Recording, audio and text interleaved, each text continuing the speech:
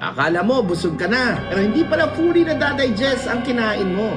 Alam mo ba, na nasa kamay mo mismo, isa sa sikreto para gumaan ang tiyan mo. Sa atin, normal na, di ba, na kumain tayo ng kamay? Lalo na pag boodle fight. Pero hindi alam ng karamihan, may scientific benefits pala ito. Pero ano ba talaga ang benepisyo ng pagkakamay? Kapag kumakain ka gamit ang kamay, automatic na mas mabagal ka. Dahil dyan, nagiging mas toro ang pagmuya mo. Mas maraming saliva ang lumalabas. Doon pa lang, nagsisimula na ang digestion bago pa ito makarating sa ating tiyan. Pangalawa, may dagdag tulong to para sa gut. Ang malinis na kamay, pwede magdala ng good microbes sa pagkain. At yung simpleng microbes na yan, nakakatulong yan sa gut health natin, pati sa immunity natin. At ang pangatlo, may epekto rin to sa utak at katawan. Yung mismong sense of touch habang kumakain.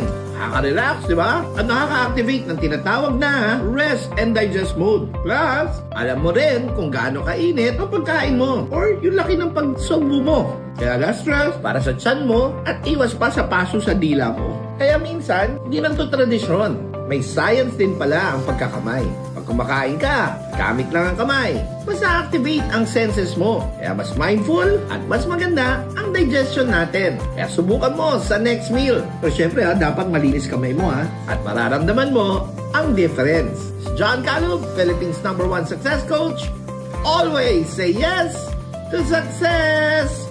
Kaya follow na for more gut health tips to help you eat, move, and even live smarter.